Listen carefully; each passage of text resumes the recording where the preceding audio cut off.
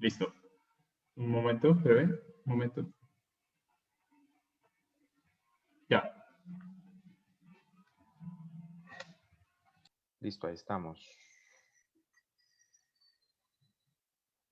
Estamos. En vivo. En vivo.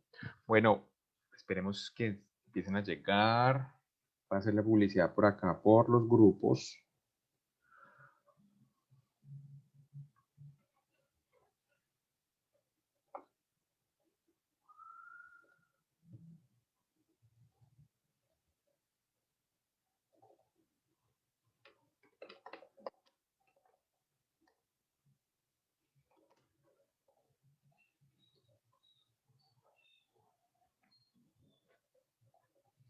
Bueno, buenas tardes a las personas que nos están observando en estos momentos por nuestra transmisión en directo en Bellas Artes Cali, la página de Facebook de Bellas Artes. En unos minutos vamos a iniciar, vamos a dar unos 5 minutos a que terminen de llegar las personas para la conferencia y ya iniciamos.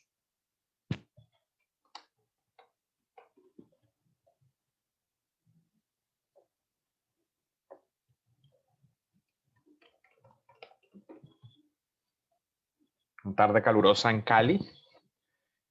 Deme un minuto, por favor.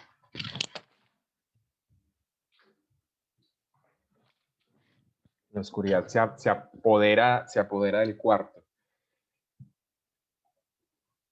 Buenas tardes a los que nos van llegando, a los que se van uniendo a la transmisión. 23 personas conectadas a esta hora, 5:30 de la tarde.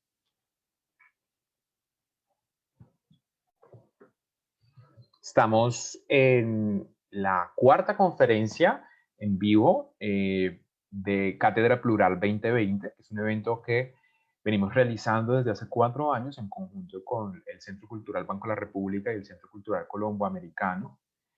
Y bueno, en unos momentos vamos a iniciar mientras vamos dándole paso a que las personas se vayan uniendo.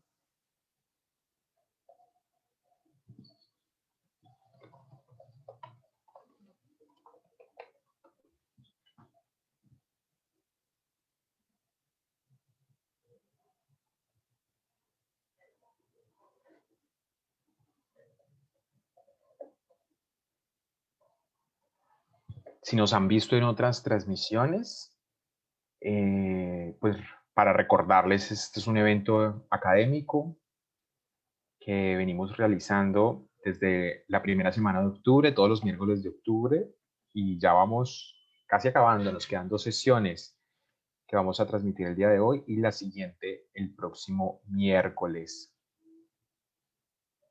a las 6 de la tarde. Ya en unos minutos iniciamos. Vamos, casi 30 personas conectadas en el Facebook, 32 personas conectadas en el Facebook. Bienvenidos, bienvenidas y bienvenidas a todos y a todas y a todos. A todos. A todos. Sí, a todos. Ya en unos minutos iniciamos.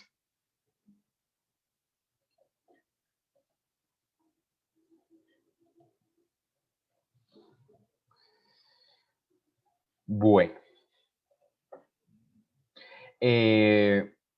Recuerden que pueden ir dejando sus preguntas y sus apreciaciones en nuestros chats.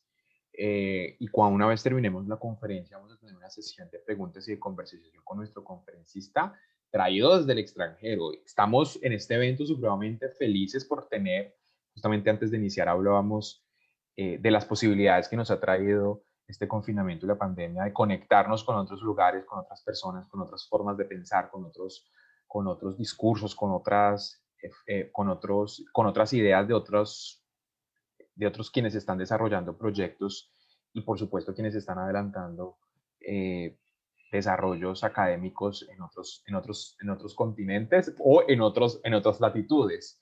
Veremos que la próxima semana estaremos enlazados a otro continente. Pero lo interesante de este espacio digital, de este espacio virtual, es que nos permite justamente plantear otras formas de pensar y nutrirnos de otras formas de pensar.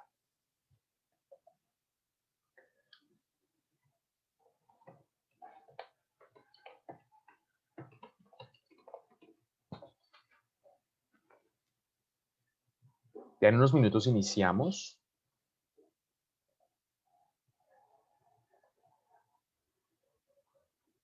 Mientras tanto, quiero contarles que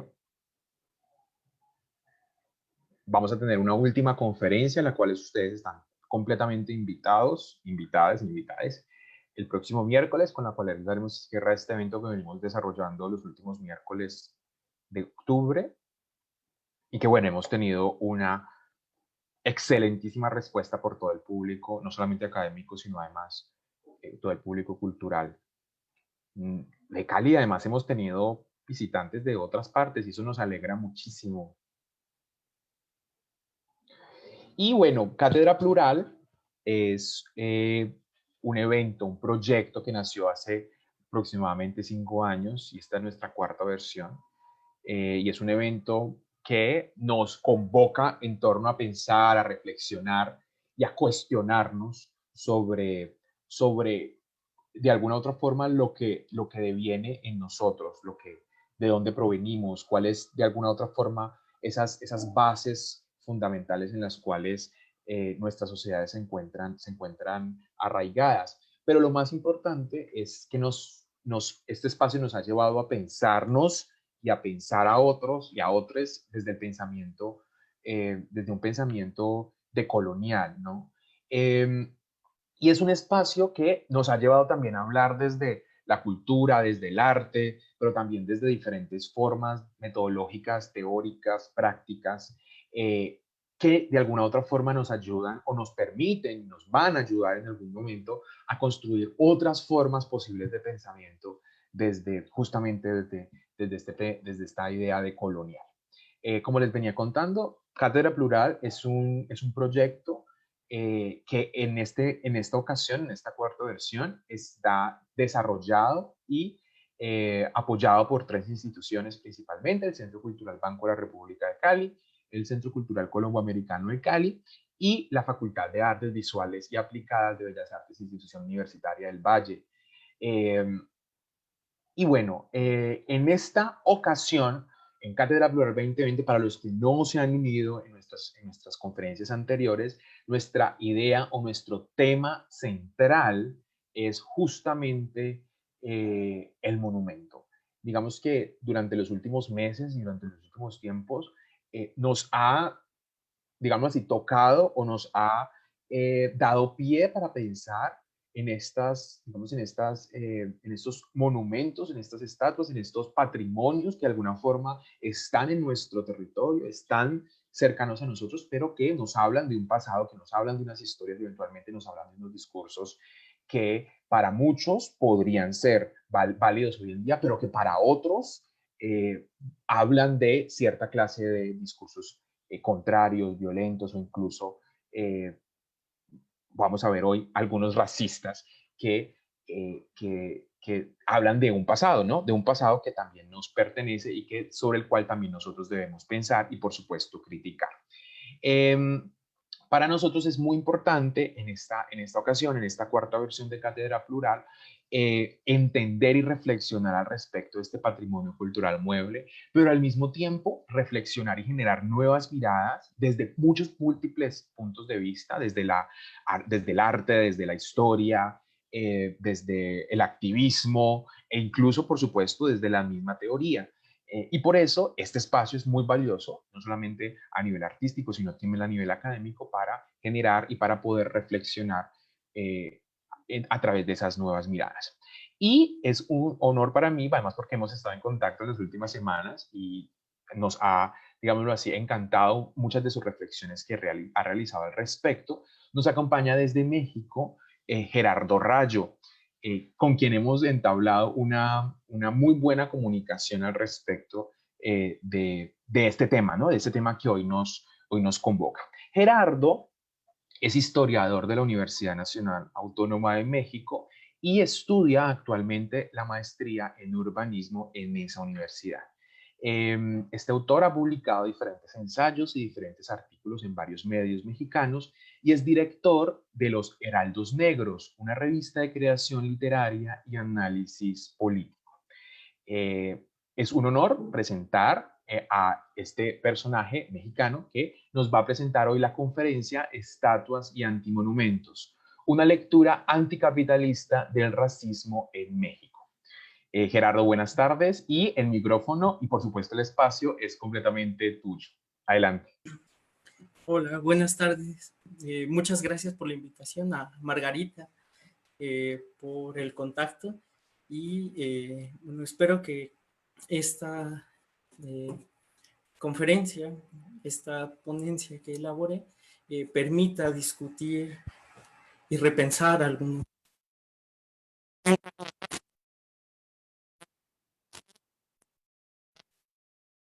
Qué pena, Gerardo, no se te escucha. ¿Puedes verificar el micrófono?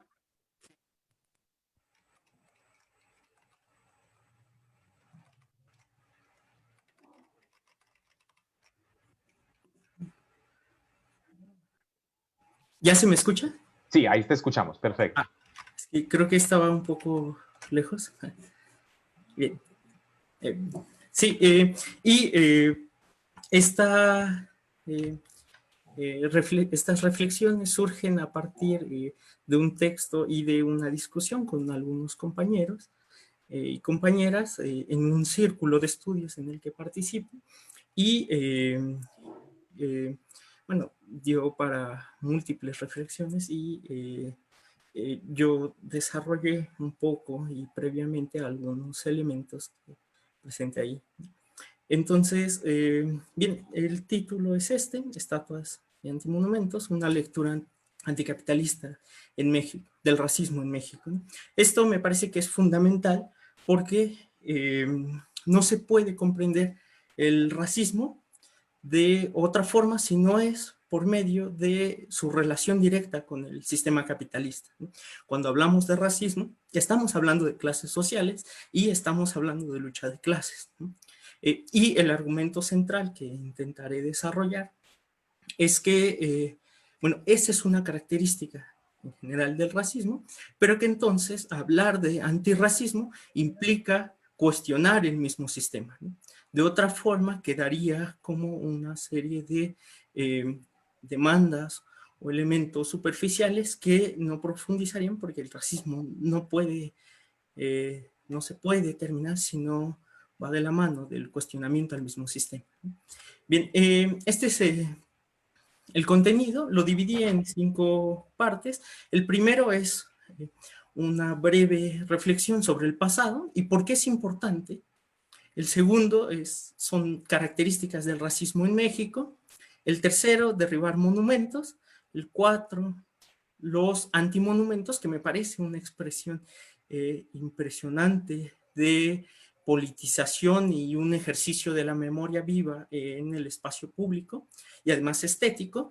Y el último apartado es anticapitalismo y racismo, en donde desarrollo algunas conclusiones.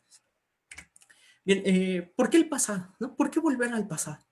Me parece que esto es fundamental y esta pregunta es fundamental, sobre todo en momentos en donde se llega a pensar o se puede pensar que ya no hay futuro, ¿no?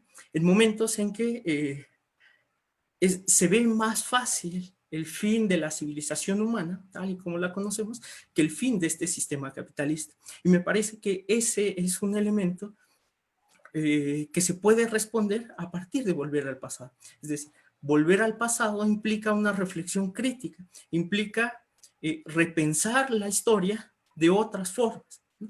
Y relacionarla de forma directa con el presente, ¿no? El primer elemento que quiero poner a discusión es que una cierta historiografía o historia, por decirlo de forma general, tradicionalista, positivista, historicista, posmoderna, encuentra en los hechos la realidad. Para este tipo de historia, los hechos o la historia se reduce únicamente a lo que pasó. Y entonces tenemos que la historia se presenta como una sucesión de hechos, ¿no? Lo único que sucedió es lo que se cuenta y lo que se narra, ¿no? Me parece que esa es una parte, por decirlo de alguna forma, importante, pero que no es por mucho la única posibilidad, ¿no?, de entender la historia. Porque si nos enfrentamos a la historia únicamente con lo que pasó, dejamos de lado muchas cosas que pudieron haber pasado, pero que no sucedieron. Es decir, para este tipo de historia, el presente se presenta como único y necesario, sin dar cuenta que había otras posibilidades y que pudo haber otros presentes distintos, pero que fueron frustrados, ¿no? Eso como primer elemento. El segundo es esta idea de que el pasado ya no está, o que es algo totalmente remoto y que no tiene que ver nada con nosotros. Este elemento me parece que es importante desarticularlo, y lo han hecho varios historiadores, principalmente Walter Benjamin en sus tesis sobre el concepto de historia, es muy claro al respecto. Se nos presenta la historia, o determinado tipo de historia, particularmente tradicionalista, como algo que está allá, está muy lejos de nosotros y con lo cual nosotros no tenemos ninguna relación, ¿no? Y está otro pasado que se presenta como la sucesión lógica de todos esos acontecimientos, es decir, lo necesario, ¿no? Por ejemplo, en torno a la conquista, es esta idea del encuentro de dos mundos, y era la única vía posible. Ahora, el tercer elemento es que el pasado se vuelve enteramente citable para las clases dominantes, ¿no? Para los oprimidos, esto no sucede así. Para los oprimidos, el pasado, en todas sus formas, no es completamente citable, ¿no? Se encuentra una suerte o una especie de limitación en cuanto a acceder al pasado, ¿no? El cuarto elemento, y de por qué hay que volver al pasado, es porque en el pasado podemos encontrar, y hay en efecto montones de generaciones que buscaron o que intentaron articular otras sociedades y que fueron frustrados esos intentos, ¿no? Entonces, el pasado es una fuente de esperanzas o de viejas esperanzas, ¿no? Bien, el otro elemento es el pasado como presente, ¿no? Hay algunos elementos del pasado, por ejemplo, el de la conquista de América, que se presentan como algo que ya no tiene implicaciones con nuestra vida cotidiana, con nuestro presente, y que es un pasado que ya sucedió y que debemos dejar ahí, ¿no? En realidad hay formas o procesos que iniciaron hace 500 años y que siguen tan vigentes como es el racismo. Por eso, cuando los zapatistas hablan de que en México lo que hay es una guerra de exterminio que viene de 500 años, tienen toda la razón, porque ese pasado que se supone tan remoto para la gran mayoría de la sociedad mexicana, a ellos los exterminando, y a otros pueblos y comunidades. Bien, el siguiente elemento que me interesa y que pongo a discusión es, bueno, el pasado nos interesa como construcción del presente. El pasado tiene la posibilidad de llevarnos o de orientarnos hacia rupturas en este mundo, ¿no? No en 10 años, no en 50, no en 20 siglos, ¿no? Sino en el presente, en el ahora, ¿no? El siguiente elemento, un segundo. Bueno, esto ya un poco lo mencioné. Rescatar la tradición de los oprimidos, de resistencia, de lucha, el pasado, frente al olvido, ¿no? Esto me parece que es importante porque los oprimidos, en sentido general, estamos obligados a conservar nuestra memoria, porque sin ella no somos nada. Sin la memoria no podemos articular un discurso, una práctica emancipatoria, ¿no? El otro elemento es el de reconocernos en el pasado, ¿no? Y reconocer que somos o estamos más cercanos a ese pasado de lo que nos imaginamos. Y bueno, el último, que sería una breve un resumen de todo esto, es porque volver al pasado nos permite confrontar lo que en efecto ha pasado con lo que estamos viviendo, ¿no? E identificar también cambios y transformaciones que nos pueden servir para construir una sociedad más justa, libre de explotación, etc. Bien, entonces, esto es más o menos un resumen. Y es que nosotros nos acercamos a la historia desde un presente dado, ¿no? Siempre nuestra mirada está puesta en el momento en que estamos viviendo, ¿no? Esto es fundamental porque la historia siempre se escribe en presente, ¿no? Las discusiones sobre la historia se dan en tiempo presente. Y en ese sentido, el pasado no es una cosa que ya terminó y que se puede almacenar en un museo, que no tiene repercusiones sobre nuestra vida, ¿no? Se trata, en todo caso, de una experiencia viva, que no está acabada y que es disputada constantemente, ¿no? Hablar del pasado es reconocer que lo pasado, las consecuencias de la conquista, no han desaparecido por completo, por poner un ejemplo, ¿no? En el transcurso de tantos años, y que en gran medida constituyen parte de la hora, ¿no? Bien, el segundo elemento que voy a tratar son las características del racismo en México. Este elemento me parece que es muy importante para dar la discusión futura.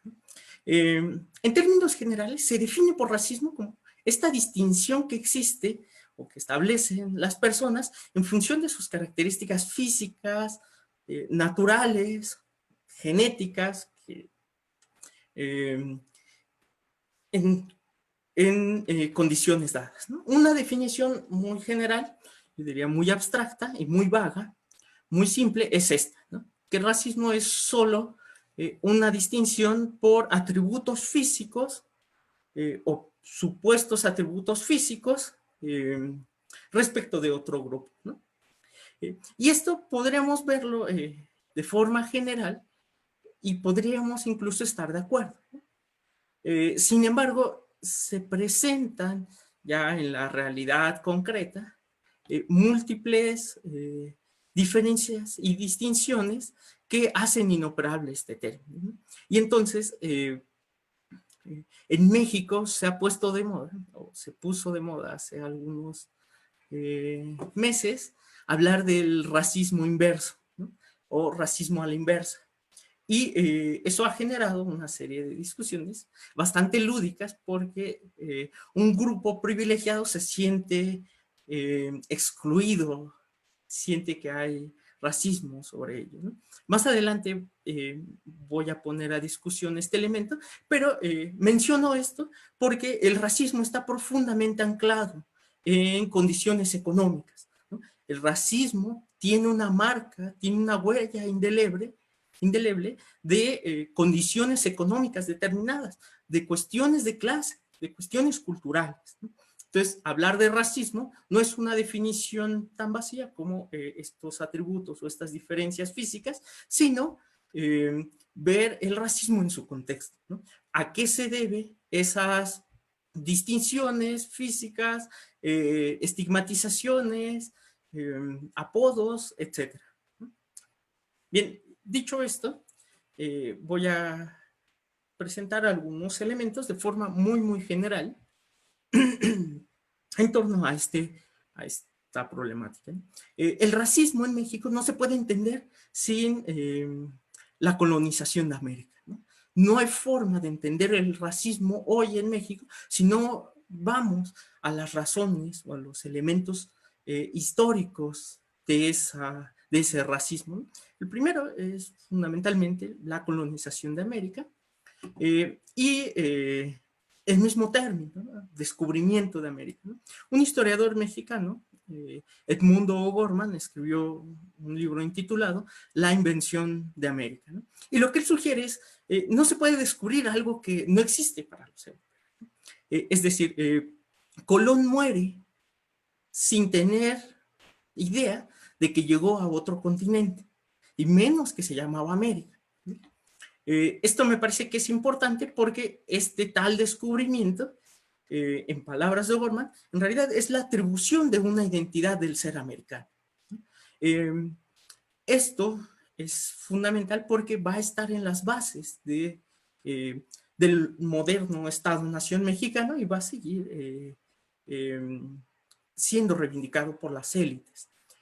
Ahora, esto se podría identificar haciendo un símil con lo que Zizek menciona o sugiere como violencia simbólica, ¿no? Es decir, hay violencia simbólica, o la violencia simbólica consiste en la atribución de cualidades o de características específicas de sentido sobre las cosas, sobre las personas, sobre las clases sociales, a tal grado que estas comunidades, personas o clases sociales terminan adoptando esos imaginarios, esos elementos fundadores, ¿no? Y entonces, en nuestros países,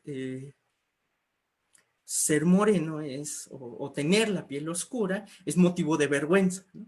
Y es tan fuerte este elemento en la sociedad que hace a las personas avergonzarse, ¿no? Nos obliga a sentir pena por ser como somos, ¿no? Y esto es sumamente violento y grave, ¿no? Bien, el siguiente elemento es este descubrimiento, que no fue descubrimiento, y como lo han señalado las compañeras y los compañeros en las otras intervenciones, en realidad se trata de un saqueo, de un proyecto civilizatorio colonizador, ¿no? Y el costo de la civilización, bueno, lo pagan los oprimidos, ¿no? El despojo, el asesinato, la pérdida de lenguas, de costumbres, la imposición de una nueva religión, el catolicismo, etc., ¿no?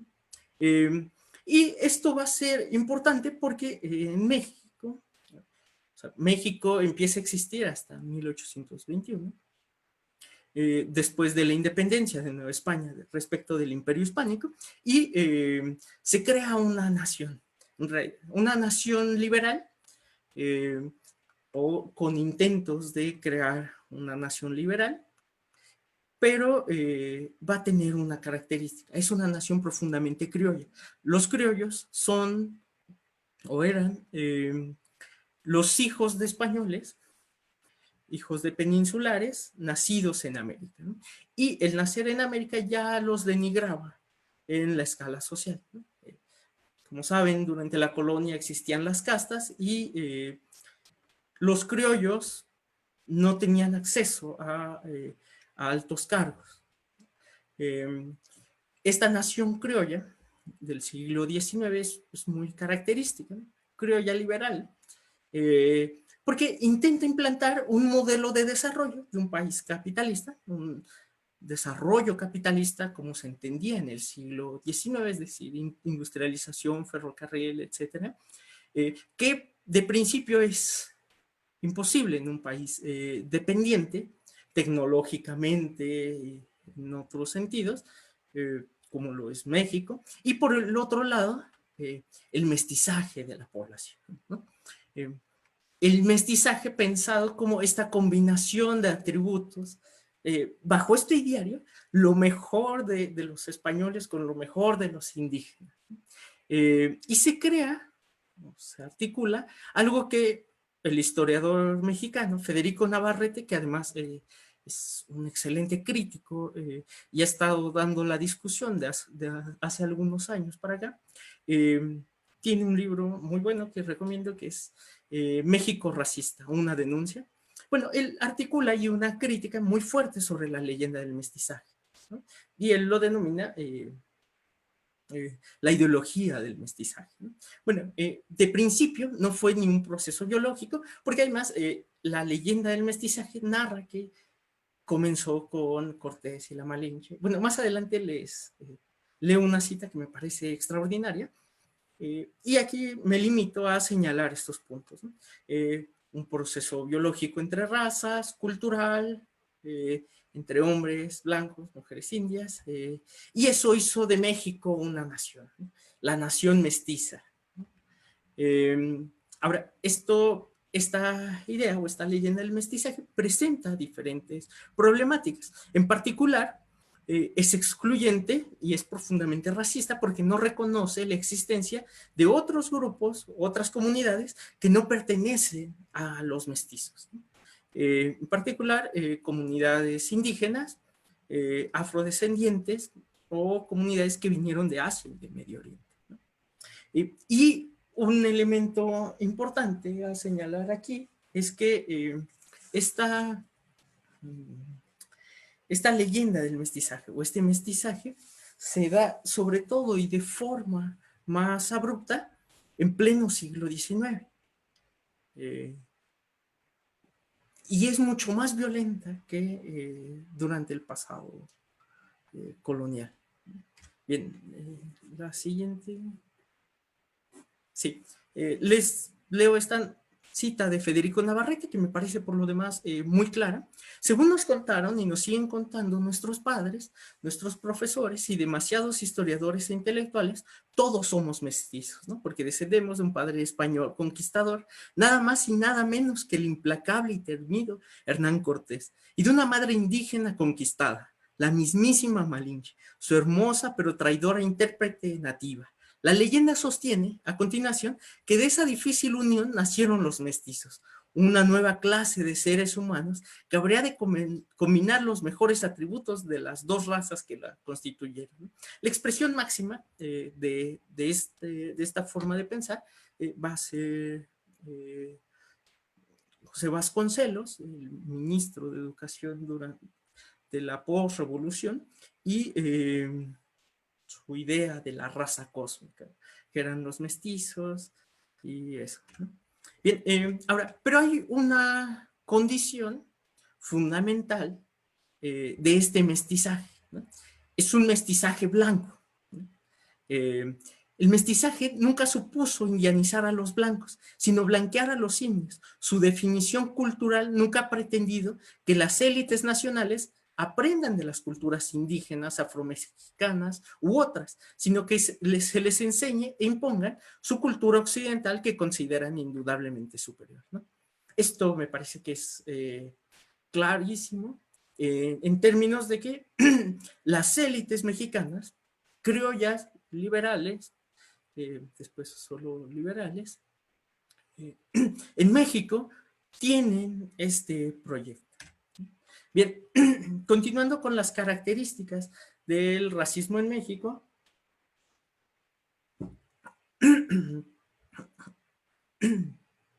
El primero es el liberalismo, ¿no?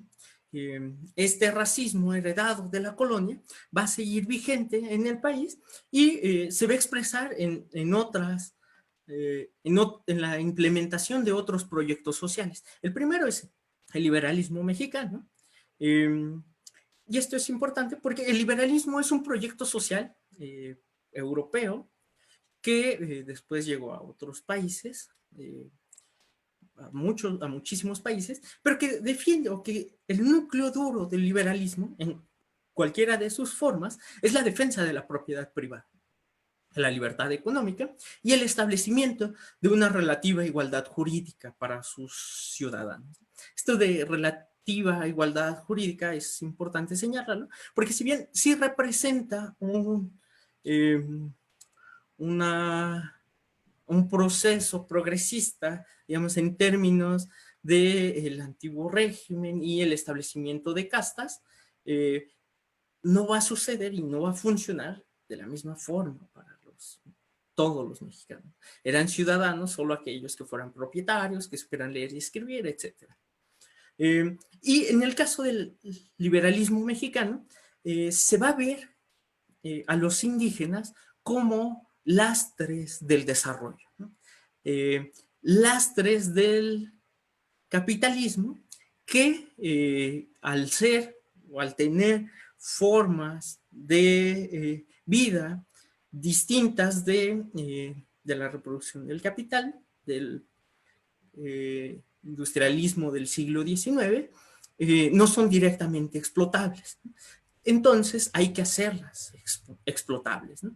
Y esto sigue vigente con los mismos megaproyectos hoy en México en 2020, ¿no? Una propuesta desarrollista que tiende, me parece de forma muy apropiada, a caracterizar a los zapatistas como esta guerra de exterminio. Bien, entonces ya concretamente, en torno al racismo, ¿existe, no existe? ¿Qué pasa? Bueno, el primer elemento es que a México es muy común hablar de que México no es racista, ¿no? México solo es clasista, ¿no? Y aquí diríamos, en realidad, son las dos cosas, ¿no? Van juntos, van de la mano, tanto el racismo como el clasismo, ¿no? Y el racismo mexicano tiene dos vertientes, una privada, que al ser privada se expresa sobre todo en la familia, ideales imaginarios de mejorar la raza, de que ay, estás muy moreno, entre otras cosas. Más adelante voy a profundizar sobre esto, pero la vertiente privada se expresa fundamentalmente en la familia, ¿no? En los amigos, etc. Y tiene además una faceta pública, ¿no? Por ejemplo, cuando en algunas comunidades indígenas alguien llega a ser apresado, se les hacen juicios, bueno, fuera de las comunidades indígenas, a indígenas se les llega a hacer un juicio, o se les acusa de algo. La Constitución obliga pues, a que se haga una traducción en las lenguas de la persona, ¿no? Esto obviamente no sucede y se les hace en español, y esa vertiente pública está ahí. Bien, estas serían dos primeras características. La siguiente es que el mismo racismo invisibiliza, ¿no? Invisibiliza a las víctimas, invisibiliza a quienes lo sufren y además los criminaliza y los condena en este país. Es decir, de una forma o de otra, el racismo, al invisibilizar, permite que se sigan o que se cometan atrocidades contra los grupos o sectores más vulnerables de la sociedad mexicana.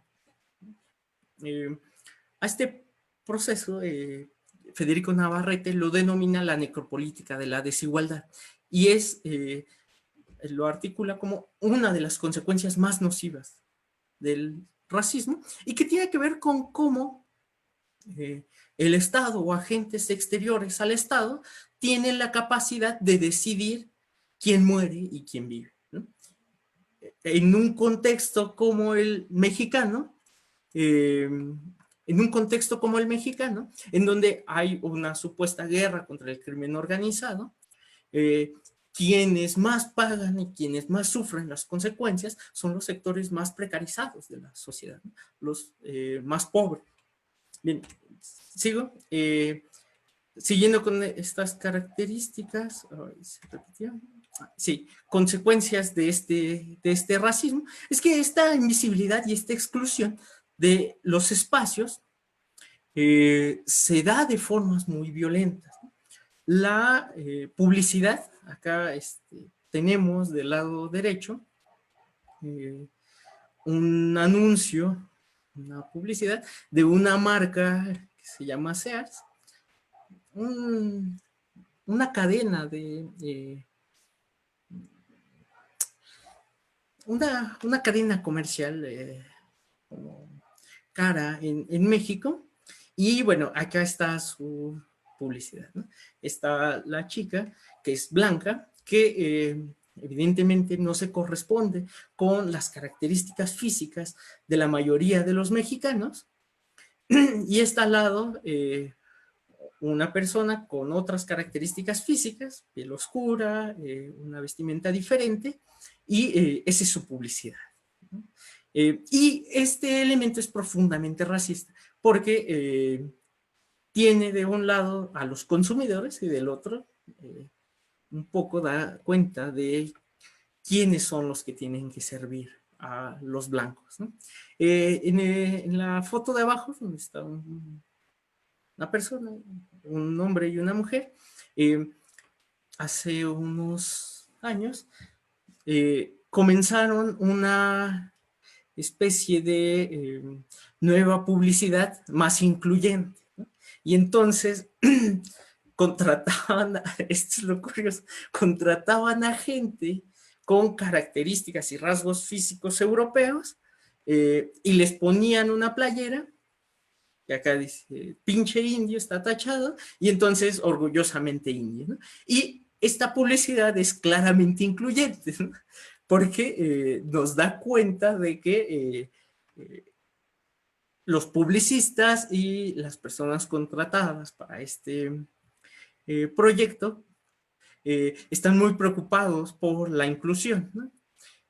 Digo, no sé, a mí se me hubiera ocurrido en todo caso, además estaba financiada por Heineken, me parece, ¿no? Pero en todo caso, a mí se me hubiera ocurrido hacer otra cosa, ¿no? Es decir, si estás hablando de racismo y metes personas que nunca han sufrido el racismo, que en realidad pertenecen un poco a los sectores privilegiados, es curioso. Me recuerda un poco una escena de la política mexicana actual, reciente, hace unos meses, lo mucho, unos años, en la que se sentaron una serie de funcionarios públicos, todos hombres, para discutir sobre el aborto, ¿no? Es ese tipo de cuestiones, ¿no? Pero bueno, volviendo acá, estaba olvidando, la primera imagen es una especie de estudio que hicieron en el que les preguntaban a los niños, les ponían dos bebés de plástico, uno blanco y uno de piel oscura, y les preguntaban a los niños diferentes cosas. ¿Quién es bonito? ¿No? Obviamente señalaban hacia el blanco. ¿Quién es más inteligente? El blanco, ¿no? ¿Quién es malo? Y bueno, señalaban al bebé de piel oscura, ¿no? Esto da cuenta, digamos, el problema no son los niños, el problema es que la sociedad mexicana es profundamente racista y no lo reconoce, ¿no? Bajo esta perspectiva de, es que lo único que existe es clasismo, ¿no? Bien, pero esto tiene implicaciones, digamos, esta es publicidad y los pongo acá porque me parecen ejemplos muy concretos de eso, pero esto sucede sistemáticamente de muchas esferas en México, ¿no? La prensa, la publicidad, la cultura, los trabajos bien remunerados, ¿no? Las mismas narrativas que se articulan en el cine para hablar sobre lo mexicano son o se corresponden con una minoría privilegiada en el país. Y eso es lo que nos cuenta, ¿no? Y eso es lo que vende. Y me parece que esa invisibilidad ha ocasionado que en esta falsa guerra contra el narcotráfico, las personas que más hayan sufrido sus consecuencias sean precisamente las personas racializadas.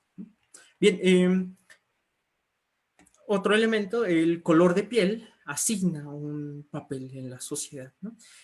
Digamos, para el imaginario mexicano, es imposible pensar en una persona blanca con características europeas como pobre, ¿no? O sea, eso no pasa, ¿no? En el imaginario, pues, ¿no? Y otro elemento que también es fundamental es que la justicia y la pobreza también están racializadas, ¿no? Esto es importante porque de principio en un estado capitalista la justicia no se ejerce para las mayorías, ¿no? La justicia es de clase, ¿no? Y tiene características de clase. Tan es así que los expresidentes que han estado acusados de narcotráfico o de crímenes de lesa humanidad, como Zedillo, Ernesto Zedillo, o Díaz Ordaz, o Luis Echeverría, nunca pisaron la cárcel, ¿no? Ni fueron juzgados de esa forma, ¿no? Y el otro elemento es que esta invisibilidad forma parte del olvido, ¿no? Las fosas clandestinas, México es un país de fosas clandestinas y que las constituyen principalmente los no blancos, ¿no? La gente que pertenece a comunidades indígenas, que no pertenece a la élite mexicana, incluso migrantes, ¿no? Y esto es profundamente preocupante, ¿no? Bien, acá, perdón, acá les presento un meme, digo, me parece que refleja muy bien, sobre todo la parte de la izquierda, de la derecha, y me parece que es muy claro, ¿no? Mexicanos en películas estadounidenses, no sé, no sé y no podré hablar mucho sobre esa parte, pero bueno, ahí está la imagen de Sangre por Sangre, ¿no? Y mexicanos en películas mexicanas, ¿no? Y los mexicanos en películas mexicanas son exactamente como las personas que aparecen en la imagen, ¿no? Y esto da cuenta de que nos negamos, o la sociedad mexicana, las élites son tan cerradas que se niegan, tan cerradas y tan racistas, que se niegan a dar espacio a personas no privilegiadas, ¿no? Pero bueno, me hace mucho sentido y lo puse por eso. Espero que no rompa con la seriedad de la plática. Pero bueno, seguimos. Ejemplos cotidianos, ¿no? De que esto existe. Bueno, si ustedes quieren ver el racismo en su máxima expresión, vean películas mexicanas comerciales, que se hacen además, se acaba de descubrir que se hacen con fideicomisos y que además de la historia de siempre, o historias muy sencillas, muy malas, con un humor pésimo, etcétera, siempre reflejan esos papeles, ¿no? El protagonista siempre va a ser una persona blanca privilegiada, y si sale alguien que no pertenezca exclusivamente a este fenotipo, van a ser los trabajadores del hogar, las trabajadoras domésticas, el mecánico, el ratero, etc. Bien, ejemplos cotidianos. Me parece que esto es importante porque da cuenta de que el racismo está más presente de lo que imaginamos.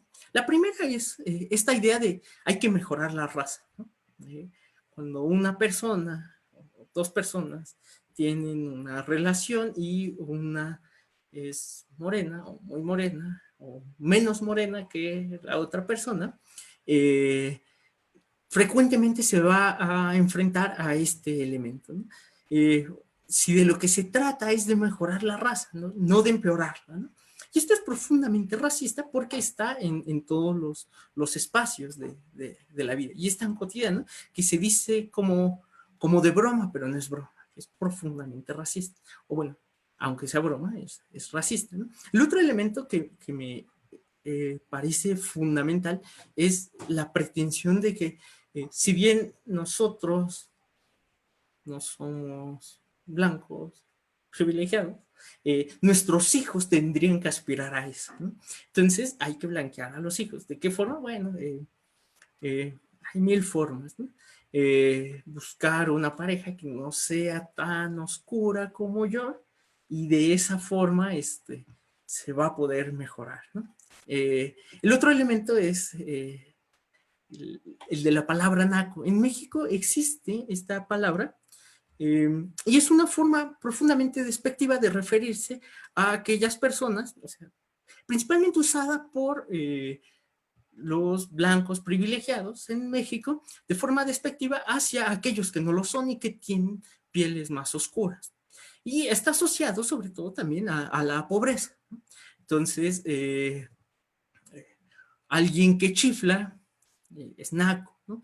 Alguien que tira basura en la calle es naco. Alguien que hace una fiesta en la calle porque no, su casa es muy pequeña, es naco, etcétera, ¿no? Y que tiene un componente fuerte de clase, ¿no?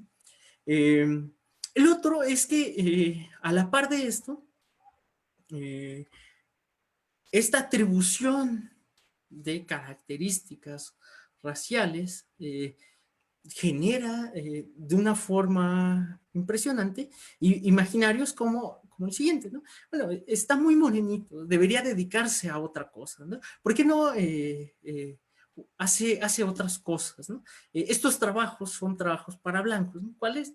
No sé, saquear el país, dedicarse a puestos directivos en una empresa transnacional, etcétera. Por supuesto que eso es impensable, ¿no? El siguiente lo extraigo de una serie de comentarios que hace unos años se hicieron muy famosos, porque una actriz protagónica con características totalmente distintas a las de los blancos que protagonizan las películas en el país, actuó e incluso fue nominada a los Óscares, ¿no? Yalitza Aparicio. Pero rescato este ejemplo porque hubo una serie de rupturas, ¿no? Y de posicionamientos a flor de piel de la gente más racista en el país, ¿no? Es decir, decían, ¿cómo es posible que ella actúe, ¿no?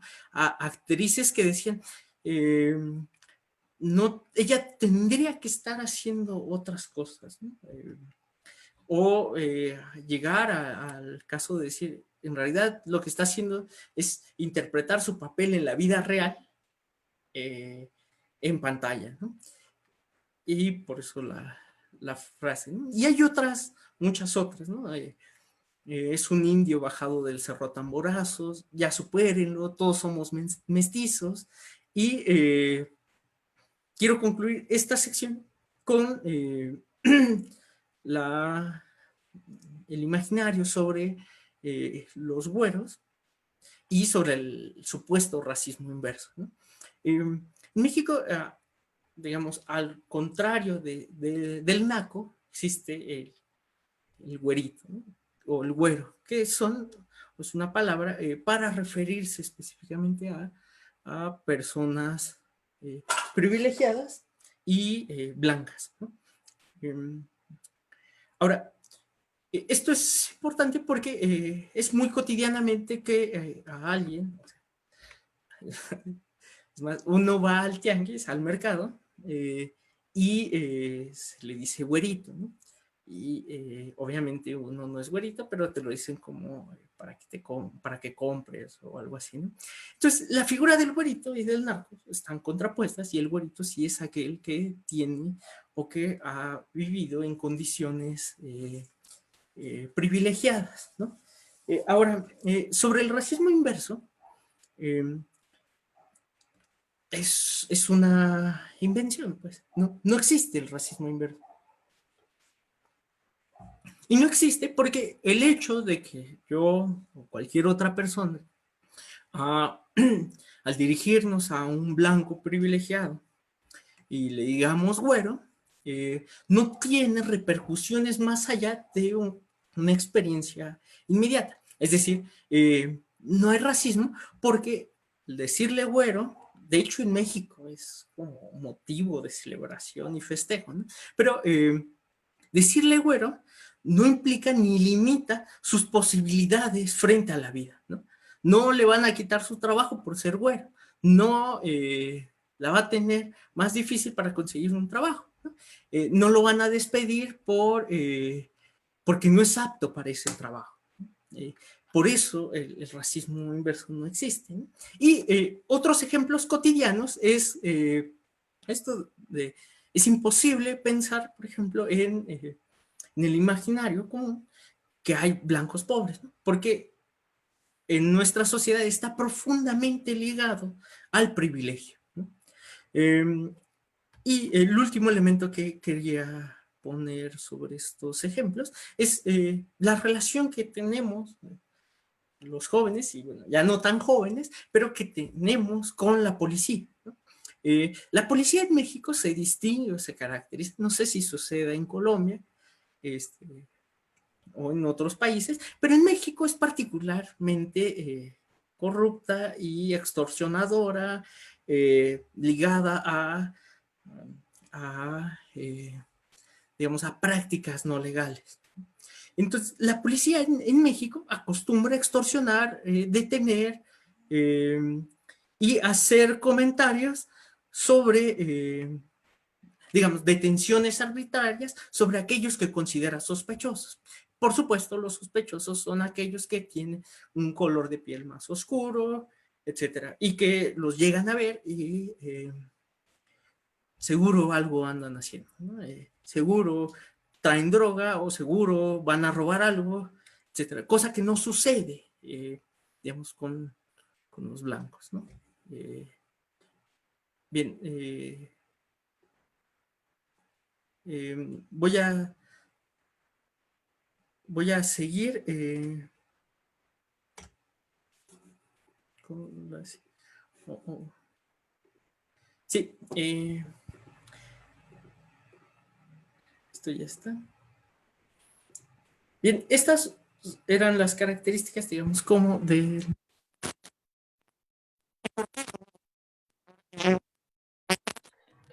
Gerardo, se te volvió, perdona, se te volvió a parar el audio, si puedes, se te volvió a, si no se te escucha otra vez.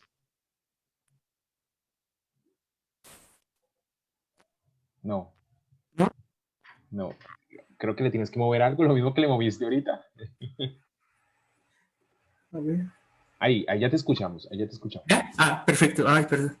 Bien, a la par del racismo han existido también prácticas antirracistas, formas de expresión que van en contra y que señalan ese racismo tan arraigado en el país, ¿no? Yo me voy a ceñir específicamente a algunas expresiones, pero hay muchísimas, ¿no? El primero es el derribar monumentos, ¿no? Y esto me parece que es importante porque las estatuas, como los monumentos, como los museos, como las instituciones culturales, tienen una huella de clase, ¿no? Surgen desde una clase social determinada, ¿no? Y entonces las estatuas y los monumentos, como muchos documentos culturales, tienen implícito una reivindicación de clase, ¿no? Toda estatua erigida tiene un uso político que una clase social le da al pasado y que lo está resignificando y lo reivindica, ¿no? Es de una forma una reivindicación de un determinado proyecto social en la historia, ¿no? Por eso decía un poco al inicio que el pasado para las clases dominantes es enteramente citable, ¿no? Saben de dónde vienen, quiénes son y a quiénes hay que recordar, ¿no? Por esta última cuestión, ¿no? Los dominadores del pasado guardan una estrecha relación con los de hoy. De la misma forma, los oprimidos del pasado también guardan una estrecha relación con nosotros. Bien, el primer ejemplo es el derribo de la estatua de Diego de Mazariegos. Y bueno, la foto me parece además bellísima, extraordinaria. Bien, cuento un poco el contexto. Esta estatua la erigió la élite blanca chiapaneca en San Cristóbal de las Casas en los años 70, ¿no? Como un proyecto de reivindicación del buen Diego de Mazariegos, ¿no? Que, bueno, como los conquistadores, fue un proceso sumamente violento y bueno, ellos le rinden pleitesía, ¿no? Entonces, lo que hacen acá es, ponen esa estatua y se reivindica el pasado por parte de esa élite. Y para ellos, Diego de Mazariegos no era un pasado lejano y remoto, sino estaba ahí, ¿no? La reivindicación de su proyecto era tan presente que le hicieron una estatua, ¿no? Y entonces hay una marcha que convocan diferentes organizaciones campesinas e indígenas en 1992, en el contexto de los 500 años, ¿no?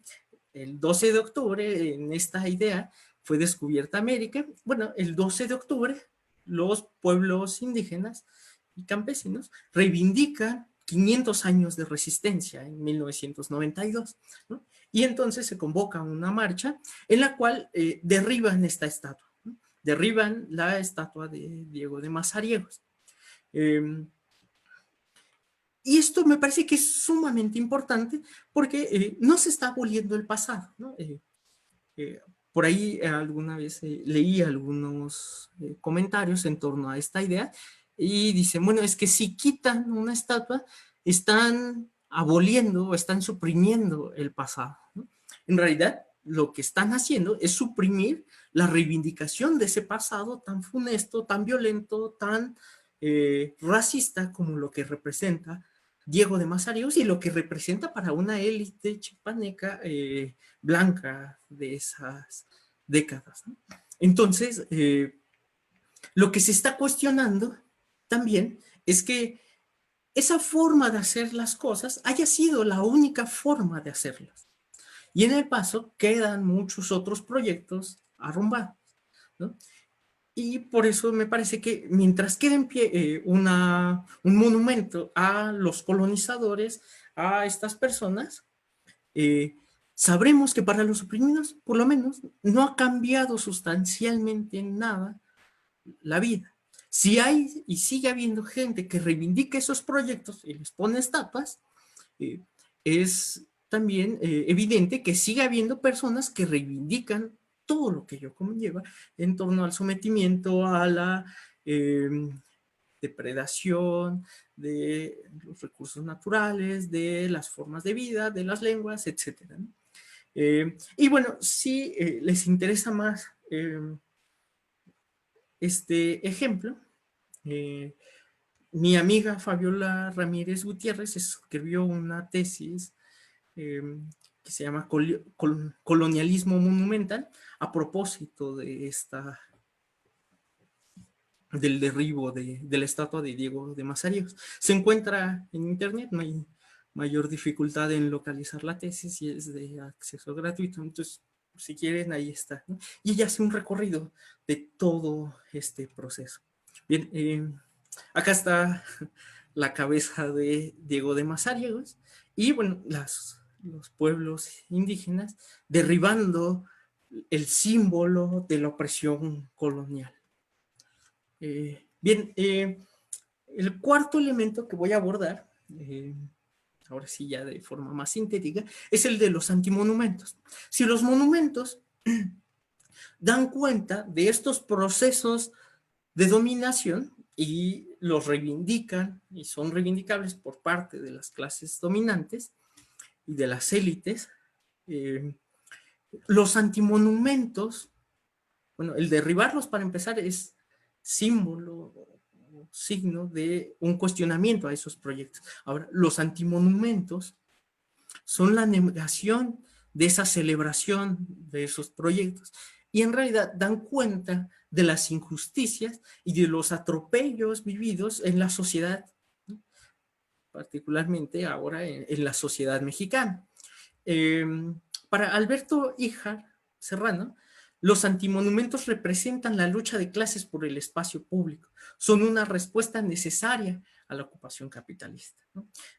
Esto me parece que es importante. Si los monumentos son y tienen una reivindicación de clase muy fuerte, muy explícita, los antimonumentos son una discusión y una puesta en práctica contra esos proyectos, ¿no? Y se disputa, digamos, la lucha de clases se disputa también en el espacio público, en las dimensiones espirituales, en lo imaginario, en lo simbólico, etcétera, ¿no? Bien, ahora, estos antimonumentos, para empezar, son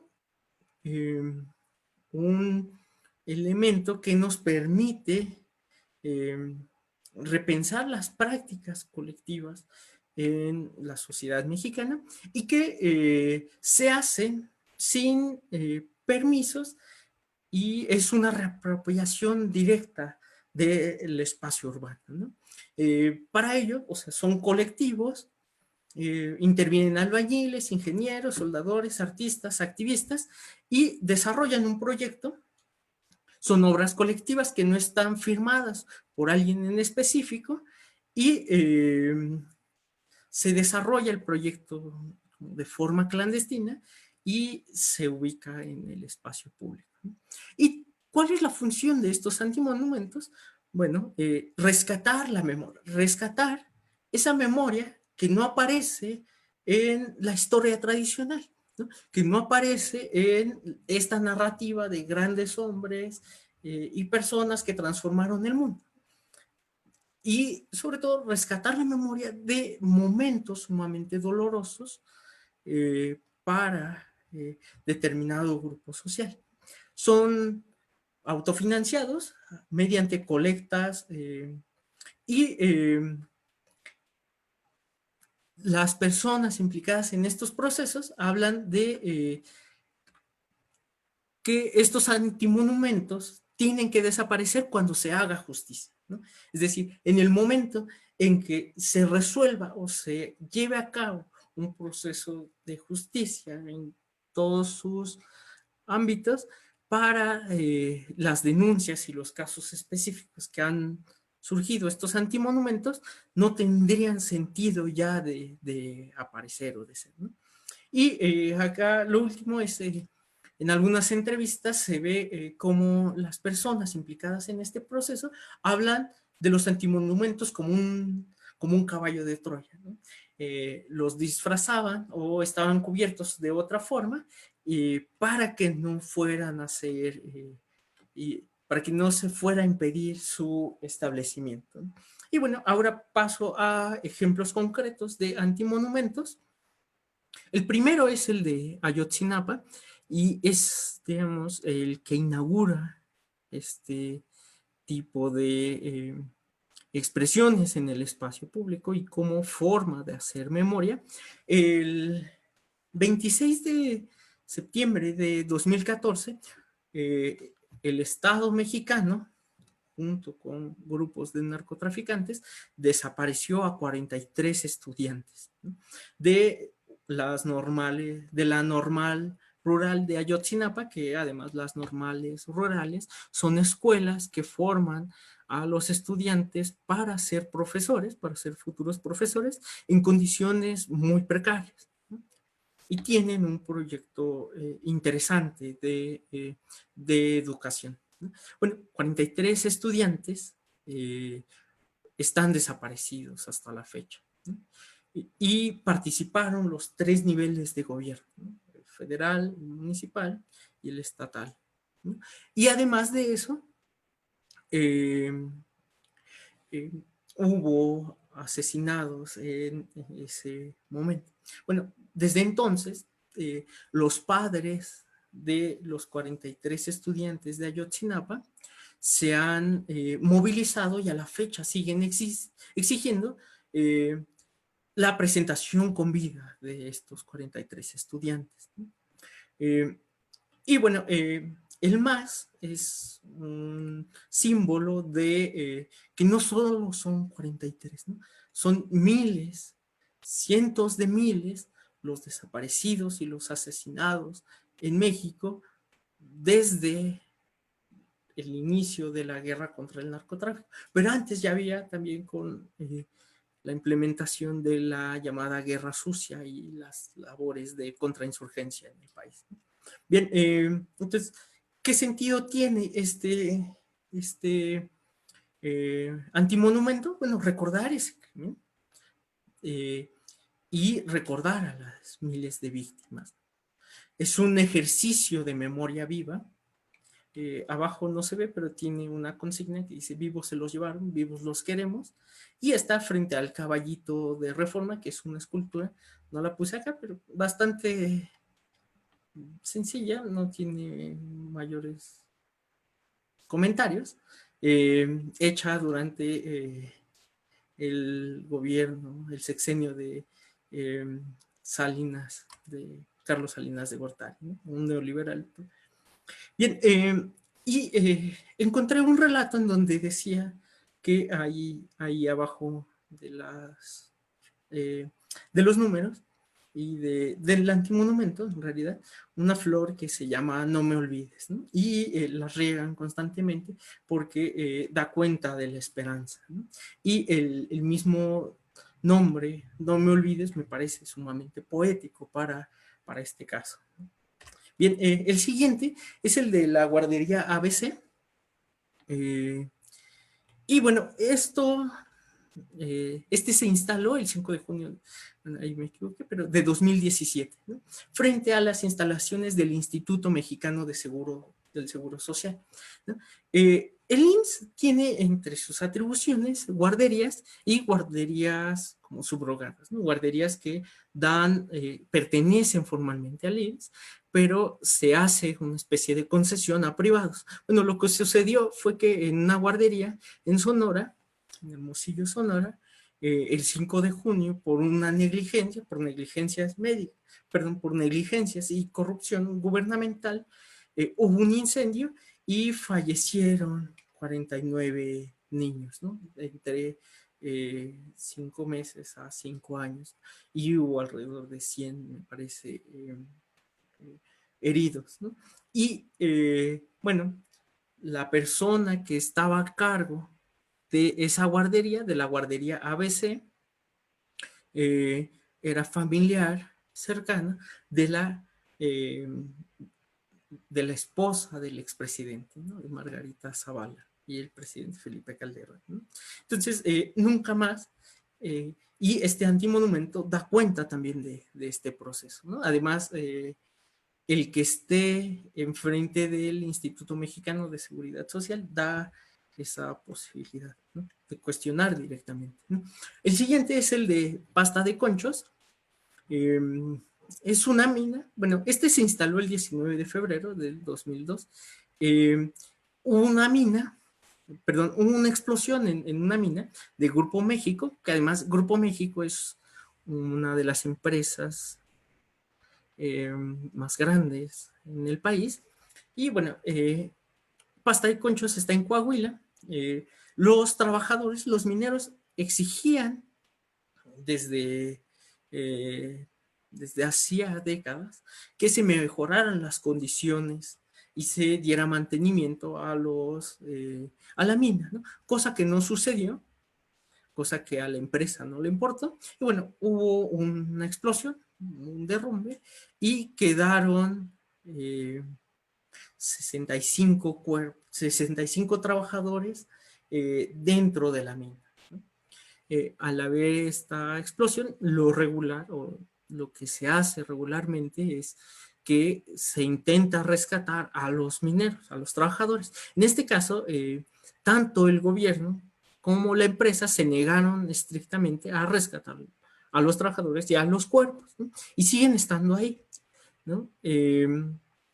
Esta está situada enfrente de la Bolsa Mexicana de Valores. Y esto es importante porque, bueno, al ser Grupo México, una empresa que cotiza en la bolsa, implica un cuestionamiento directo, ¿no? Y en la cruz que tiene ahí, no se alcanza a ver porque la foto no es de muy buena resolución, pero dice a una voz: rescate ya, ¿no? Rescate de los trabajadores. Y en la parte horizontal vienen los nombres de cada uno de los trabajadores, ¿no? Bien, este es el memorial, bueno, el antimonumento dedicado al movimiento estudiantil del 68, que el 2 de octubre fue masacrado, ¿no? Y bueno, aquí me gustaría leer lo que dice Cristina Ijar. Dice, eso es lo que hace toda intervención estética con recursos artísticos. Para eso son las mantas, las gráficas, los esténciles, que no solo son destrezas técnicas puestas al servicio, sino que proponen una lectura y reivindican y construyen el espacio público que es responsabilidad de todos, ¿no? Mientras no lo ocupemos, no es más que la calle. Aquí se refiere un poco a que el espacio público es la interacción de diferentes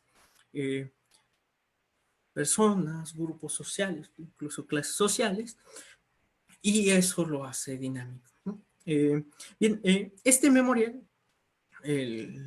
está dedicado, este antimonumento está dedicado a los estudiantes asesinados por el ejército el 2 de octubre, ¿no? Y por eso tiene las consignas ahí muy claras. Fue el ejército y fue el Estado, ¿no? Durante la presidencia de Díaz Ordaz, y me parece que es importante porque da cuenta de esto, ¿no? Y además está frente, bueno, está casi situado enfrente, al lado de la Catedral Metropolitana, ¿no? Por lo demás construida sobre pirámides. Bien, el último que me parece muy importante es este de la antimonumenta contra el feminicidio, ¿no? Este se puso... acá la fecha, perdón, está mal. Si mal no recuerdo, se puso en marzo de este año, ¿no? De este año o del pasado. Pero la cuestión acá, y por lo cual es muy importante, es que en México se estima que entre 9 y 10 mujeres cada día son asesinadas, ¿no? Por una condición, por una cuestión de género. Es decir, personas que son mujeres o que reivindican la identidad de mujer. Esto incluye a la comunidad LGBT o parte de la comunidad LGBT, son asesinadas por esa cuestión, ¿no? Por el hecho de ser mujer, están en condiciones de mucha más vulnerabilidad de ser desaparecidas o de ser asesinadas, ¿no?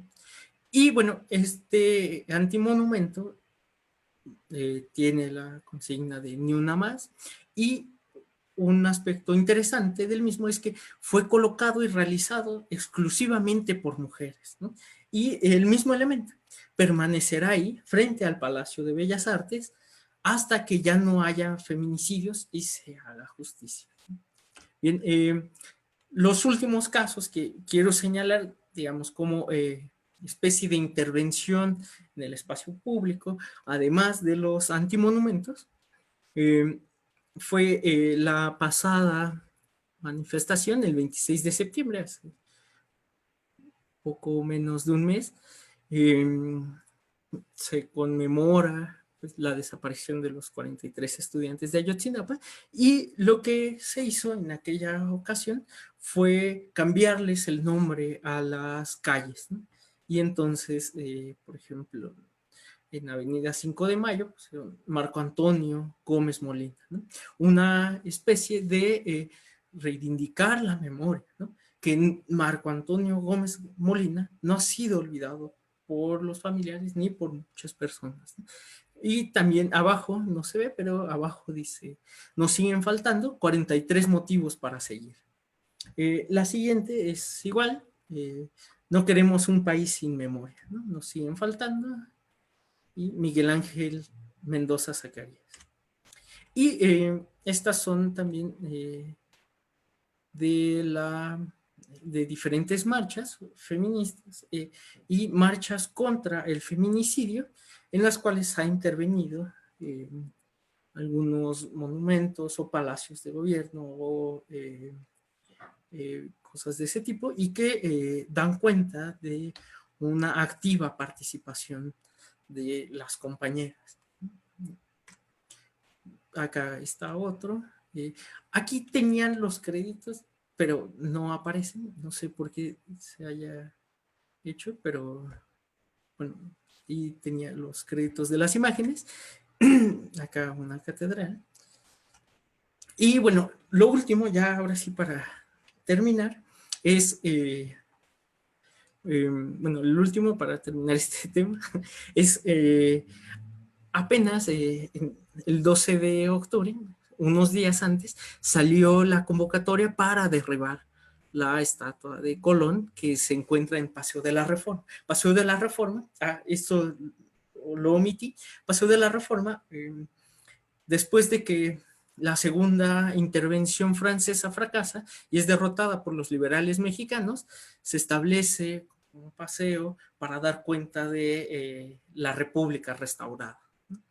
Y ahí figuran personajes ilustres de la vida nacional. Bueno, ahí está Colón, ¿no? Y se llamó, o sea, se hizo un llamado para derribar la estatua el 12 de octubre. ¿No? Acá está la convocatoria, una de muchos carteles que salieron, pero es importante porque me parece que la convocatoria salió un jueves, el 12 de octubre fue lunes, y al siguiente día, o viernes, y el sábado en la madrugada, el gobierno de la Ciudad de México quitó la estatua y dijo que se la estaba llevando para remodelación. Y bueno, la cosa es, la anécdota es importante porque da cuenta de este proceso. Mejor lo quitaron ellos para evitar que se pintara o se movilizara a la gente. Bien, y ya, ahora sí, para terminar, el último elemento, que son reflexiones en torno al anticapitalismo y al antirracismo, ¿no?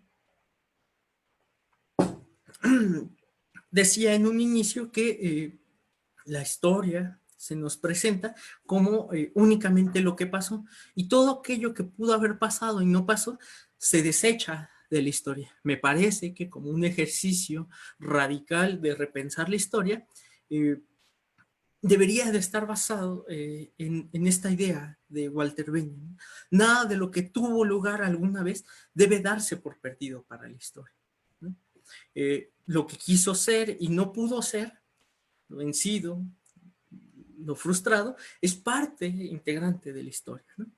Y acá pongo una nota de una cita de Bolívar Echeverría que me gusta mucho y dice, mostrar que lo que es no tiene más derecho a ser que lo que no fue, pero pudo ser, ¿no? Y que en última instancia, bueno, esa es solo la cita de él, y que en última instancia, eso que no fue, constituye parte del presente como una bifurcación de posibilidades en el universo de la historia, no solo para los proyectos y seres humanos del pasado, sino también para los del presente, ¿no? Por último, la izquierda mexicana tiene una deuda histórica con el antirracismo, ¿no? Es hasta muy reciente que se empezó a reconocer este elemento como parte integrante de la sociedad mexicana, y es interesante que no esté, por lo demás, como una de las demandas principales o importantes dentro de la izquierda radical en México. Y por otra parte, la movilización y los movimientos sociales han obligado a discutir este tema, ¿no? Y han puesto sobre la mesa el México racista, que no se asume como racista, pero que sí es. En particular, y no solo ellos, pero en particular el Ejército Zapatista de Liberación Nacional, con el levantamiento armado en 1994, declarándole la guerra al Estado mexicano, y diciendo entre las proclamas que ellos estaban peleando por ser también mexicanos, ¿no? Porque dentro de este mestizaje racista mexicano, ellos no caben dentro de lo mexicano, porque no hablan bien español, porque son morenos, porque tienen otras costumbres, etc. Y lo que ellos decían es, nosotros somos también parte de este país. Nosotros estamos luchando por nuestro derecho a existir, por nuestro derecho a terminar con esa guerra de exterminio y por vivir como nosotros hemos decidido vivir, ¿no? Y me parece que su contribución, además de lo mucho que han logrado, es también poner a la discusión el tema y la problemática sobre el racismo y el antirracismo. Y el penúltimo elemento es que el racismo es importante siempre que lo relacionemos, o bueno, en todo caso, el antirracismo es importante siempre y cuando lo relacionemos con el anticapitalismo. El racismo es una de tantas otras opresiones que existen en la sociedad, como es la de clase, como es la de género, la xenofobia, etcétera, ¿no? Y el racismo, digamos, no es ni más ni menos importante que la cuestión de género, ¿no? Ni que la xenofobia. Quizás sí es, bueno, en México es igual de importante que la opresión de clase. Y entonces, pensar el racismo y el antirracismo nos debe de conducir a pensar las condiciones que permiten que eso siga siendo así.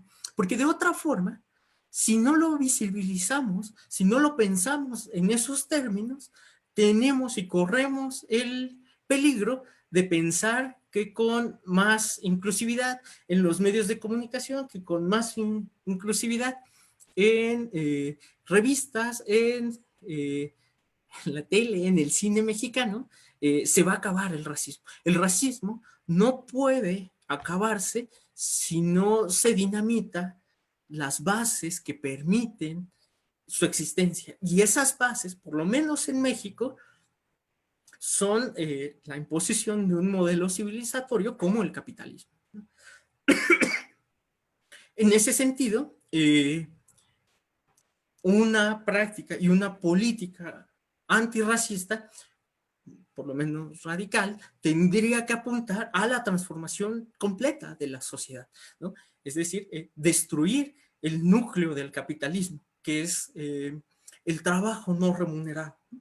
La explotación de los trabajadores y de la clase trabajadora, ¿no? Y del campesinado y en general de los oprimidos. Pero a lo que voy con esto es que únicamente de esa forma y en esos términos será posible articular una respuesta y una propuesta radical para terminar el antirracismo, ¿no? Racismo y capitalismo para nosotros es una misma cosa, ¿no? No se pueden separar, ¿no? El último elemento es que eso que ha dejado, eso que ha dejado de ser, todos aquellos proyectos, frustración, esperanzas pasadas que han dejado de ser, que están frustradas, podrían dar cuenta podrían enriquecer nuestra práctica actual y terminar con eso, ¿no? El antirracismo debe de estar pensado como la contención de esa lógica, ¿no?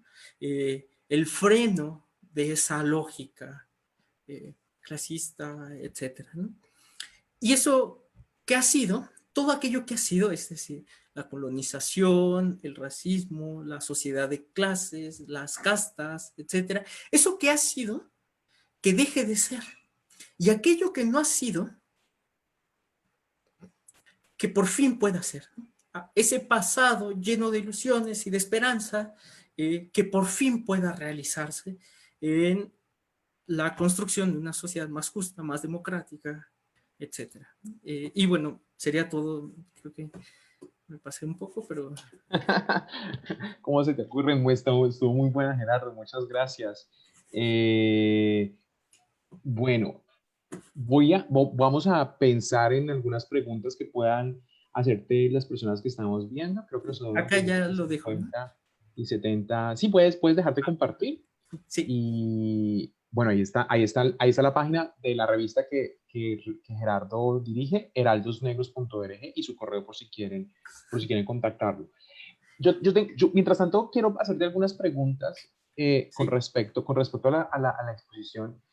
Me parece muy interesante el concepto de antimonumentos, em, pero yo quiero saber un poco si hay alguna relación entre el antimonumento e ir en contra del capitalismo o ir en contra de lo tradicional o de lo hegemónico. O sea, existe una relación entre este empoderamiento de los oprimidos por erigir cierta clase de efigies o de estatuas e ir en contra de este modelo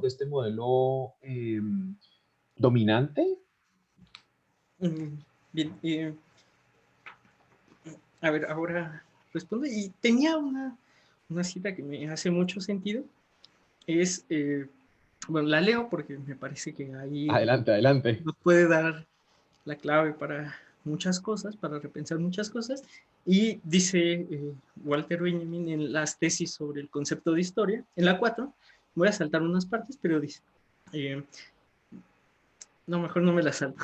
La lucha de clase que tiene siempre ante los ojos el materialismo histórico educado en Marx es la lucha por las cosas toscas y materiales, ¿no? Sin las cuales no hay cosas finas y espirituales.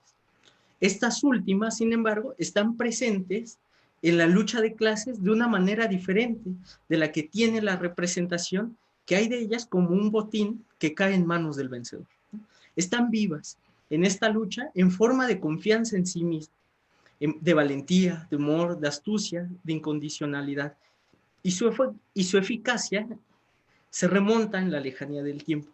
Van a poner en cuestión siempre de nuevo todos los triunfos que alguna vez favorecieron a los dominadores. Me parece que es importante esta cita que de cierta forma nos permite repensar esta relación, porque si bien son monumentos, pero antimonumentos, que Mm, cuestionan esta lógica misma del monumento, además permiten repensar digamos, el establecimiento y disputar el espacio público, ¿no? En términos de proyectos hegemónicos, ¿no? Proyectos del capital inmobiliario, de los gobiernos institucionales, de turno. sí. Sí, exacto, ¿no? Si bien no hay, digamos, puede no estar ahí una eh, característica como cuestionar la lógica misma de funcionamiento, digamos, del sistema capitalista, me parece que es fundamental y son fundamentales en la medida en que permiten dar cuenta de que las cosas tal y como están, no están bien, ¿no? Claro. Y generan una condición crítica de lo que está sucediendo en México, no está bien, ni debe de seguir pasando, ¿no? Y recordar que eso está ahí y que ha sido, es parte fundamental, digamos, ellos lo denominan como memoria viva, porque se trata de erigir estos antimonumentos contra el olvido, ¿no? Y contra aquellos que realizaron esos actos, digamos, el Estado mexicano, concretamente en 1968 o en el caso de los estudiantes de Ayotzinapa, etcétera. Entonces, en ese sentido, sí. Vos hablas un poco, y eso me pareció como supremamente, no sé si poderoso, pero sí me pareció como supremamente interesante, como que inaugurar o alguna forma darle como un inicio al movimiento o a la sí, como al fenómeno del antimonumento con los 43 desaparecidos de Ayotzinapa. O sea, eso tiene un poco que ver con que antes de este momento no podemos rastrear el concepto de antimonumento, o quizás sí existió antes, o ha podido existir de otra forma. Mm, Sí, yo en particular no sé si hay antimonumentos antes, por lo menos Claro, bajo esta definición lógica. o conceptualización, ¿no? Es muy probable que los haya, ¿no? Pero tal vez no han tenido la repercusión que estos han tenido, ¿no? yo creo que disputar el espacio público siempre ha sido una forma eh, de negar una visión determinada de la historia y de proyectos sociales, pero en particular me parece que estos antimonumentos sí tenían o sí tienen estas características, digamos, y otro elemento es que están respaldados ampliamente por sectores de la sociedad o provienen de movimientos sociales o etcétera, ¿no? Por ejemplo, las movilizaciones en torno a Ayotzinapa, después de la desaparición de estos 43 estudiantes, fueron masivas, ¿no? O sea, hubo protestas en otras partes del mundo y duraron por lo menos con esa regularidad y esa fuerza un año, ¿no? Durante ese año se puso, ¿no? Y era como un antimonumento respaldado por las movilizaciones masivas, etcétera. Fíjate que pues uno escucha muchas noticias. Recientemente en México hay una película que va a ser lanzada y no recuerdo el nombre de la película, y en una conferencia de prensa bueno, o los mexicanos empezaron a llamar los whitexicans, los famosos whitexicans, y el director, recuerdo mucho porque fue la semana pasada, algo muy sonado, o la semana antepasada creo, y él decía que era justamente racismo inverso. O sea, en plena conferencia de prensa él aseguraba que lo que estaban haciendo con esta película, que bueno, su trama es pues muy sencilla, es una fiesta de blancos y llegan las personas, los oprimidos, a tomarse como si fuese una purga. Es más o menos como la trama. Pero yo quería saber por qué o de dónde sale. A mí siempre me ha conflictuado ese término de racismo inverso, porque existe lo mismo como heterofobia, por ejemplo, como la fobia hacia lo hetero.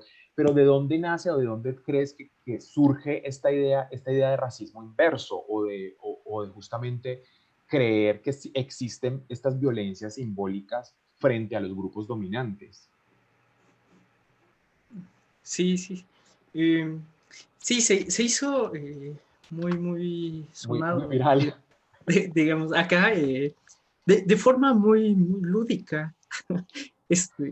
Sobre todo porque ha habido una respuesta, digamos, de la población también a discutir estos términos, ¿no? Es decir, si yo le digo white a esta persona, al director, que no recuerdo el famosísimo director. Aquí nos dijeron en el chat que se llama Michael Franco, Michel Franco. Sí, Franco. Si yo le digo white digamos, sí, seguramente se lo diría en un sentido despectivo.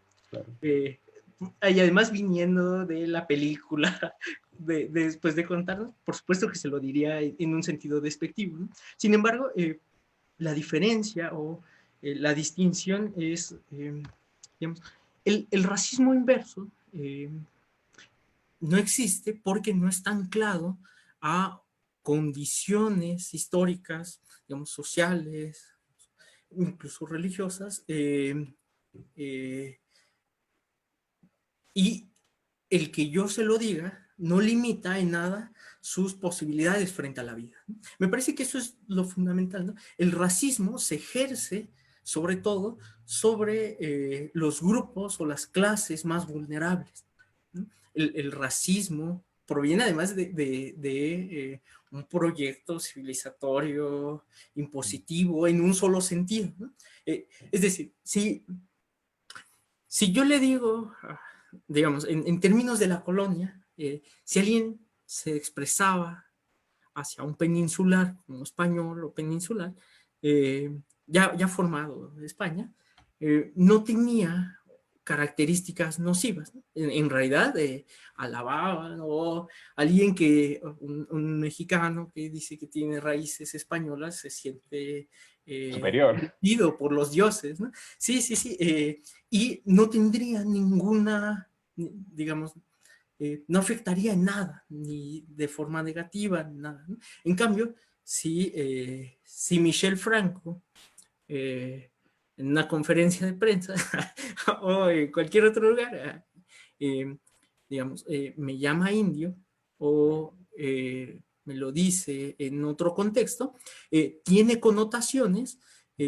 racistas que refuerzan esa opresión que ya existe, ¿no? Es decir, referirnos a... Y eso se me pasó, porque lo había puesto en la presentación, pero creo que lo borré.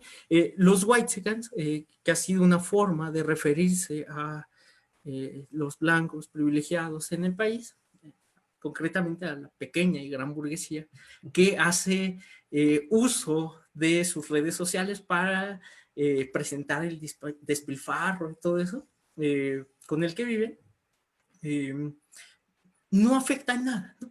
No está materializado en la sociedad. En cambio, alguien por su condición, por su piel, por las características de su piel, sí se presenta o sí tiene limitaciones en la vida en general, ¿no? Yo señalaba lo de los policías, ¿no? Eso es muy común, o sea, De y hecho, salen también, muchas películas, ¿eh? O sea, salen muchas películas. Es muy común verlo en series y en películas. sí, sí, sí, y es sumamente cotidiano, ¿no? Hasta naturalizado, ¿no? El hecho de que personas racializadas o no blancas sean detenidas constantemente por la policía y extorsionados además, golpeados, torturados, desaparecidos, da cuenta de eso, ¿no? Entonces, en nada cambia que se le diga a Michel Franco whitezican, porque nada le va a pasar, va a seguir teniendo sus mismos privilegios y a lo mejor se enojó un poco, Sí. pero no pasa de ahí, ¿no? En cambio, para los oprimidos racializados, esas son condiciones de vida cotidiana, ¿no? Te tienes que enfrentar cotidianamente a eso, ¿no? Y por eso yo insistía en que el racismo no es nada más una definición en abstracto, ¿no? Tiene condiciones reales, ¿no? Materiales, se expresa de esas formas, ¿no?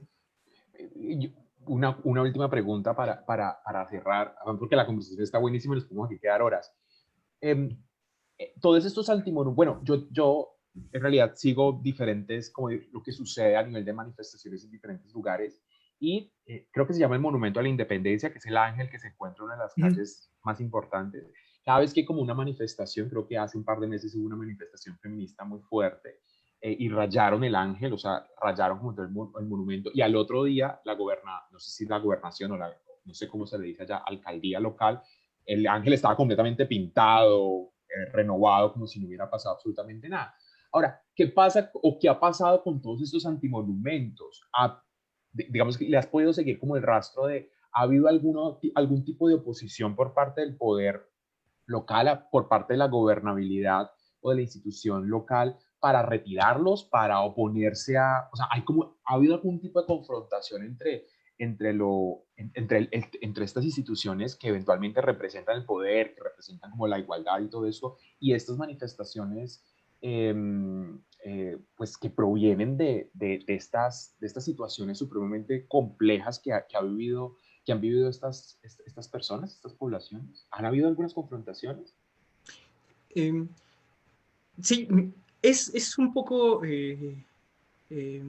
digamos, la pregunta es interesante en la medida en que nos permite saber los alcances reales, pues, de estos antimonumentos, ¿no? Y es curioso, ¿no? El primero que es Sí, el de los más 43. de los 43, se hizo en medio de movilizaciones gigantescas, ¿no? Y había un respaldo.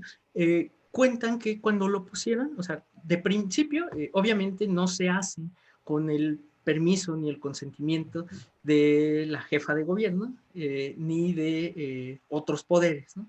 Es decir, se pone ahí y se disputa el espacio público ahí, ¿no? Y entonces se hace, digamos, de una forma, por eso ponía esto de como caballo de Troya, porque los disfrazan, o algunos los disfrazaban, los llevaban escondidos. Para que nadie se diera cuenta. Para que nadie se diera cuenta, para que no detuvieran los autos o las camionetas en donde iban y se pudiera concretar, ¿no?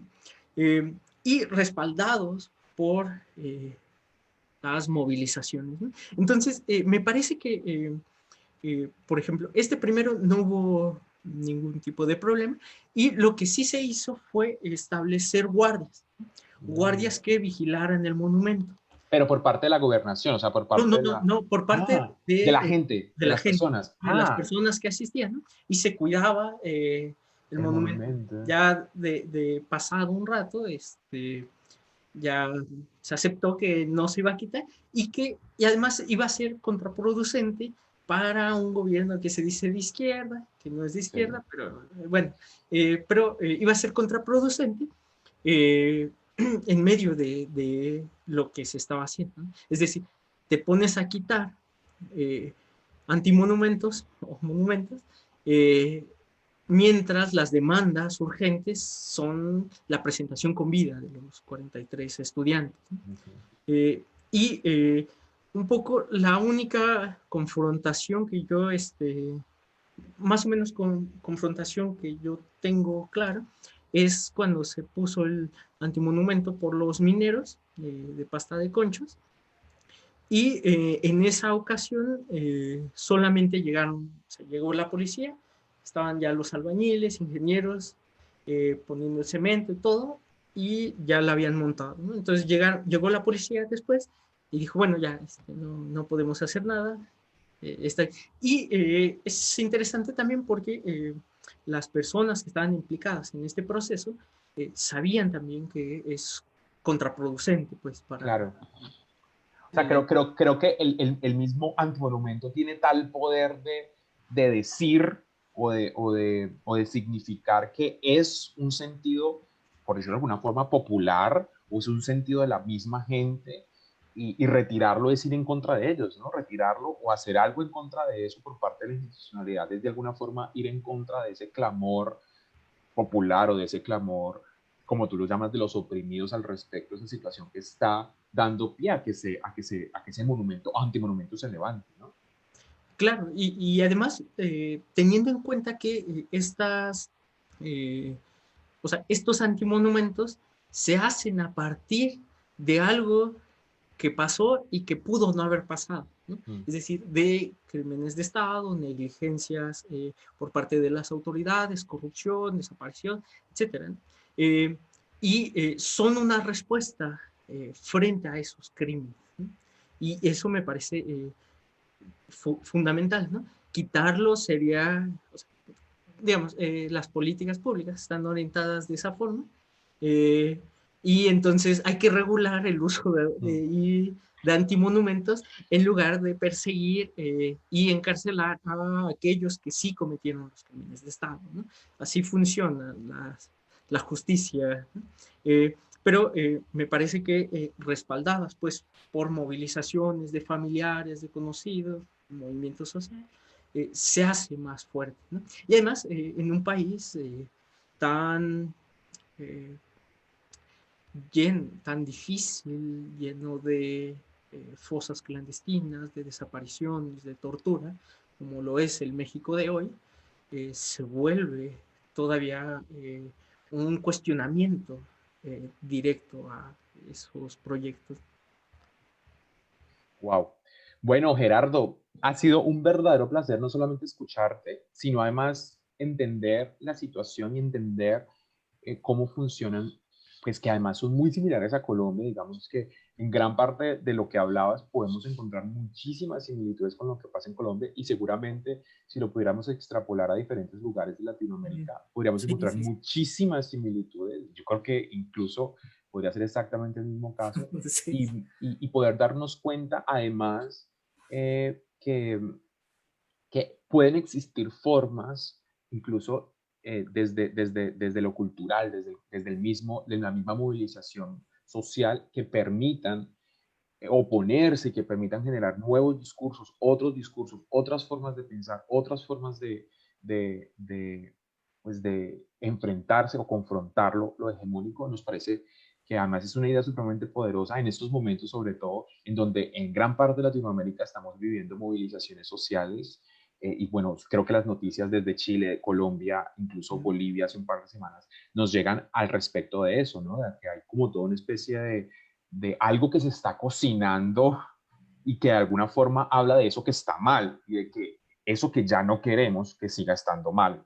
Y eso nos parece muy interesante porque además lo tenemos que asumir desde la propia ciudadanía y desde la propia acción cultural personal. Es un gustazo haberte tenido aquí, Gerardo. Es un gustazo haberte conocido. Es un gran gusto haberte escuchado. Si tienes alguna última cosa por decirnos. No, solo que escuchando las anteriores intervenciones, digamos, las otras conferencias y seguramente la que va a venir, veía esta posibilidad de encontrar paralelos en estos procesos, ¿no? Una élite criolla desarrollista, por ejemplo, la de la semana pasada Julia. en Argentina, ¿no? Y todo lo que está detrás de ello, pero estas élites, ¿no? Criollas desarrollistas, después liberales, y después en forma de, o expresadas en forma de nacionalismos excluyentes, digamos, en el caso de los mapuches o de otros, en Bolivia, por ejemplo, ¿no? El odio con el que la ultraderecha golpeó al gobierno Evo Morales, plurinacional. sí. Sí, o sea, es una élite que salió con Cristos a rezar y echar agua bendita, fundamentalista, ¿no? Y es una élite criolla, o sea, esta élite criolla muy siglo XIX, ¿no? Que no reconoce que cómo es posible que un indio se atreva a gobernar, etcétera, ¿no? Y que eso está muy vigente, ¿no?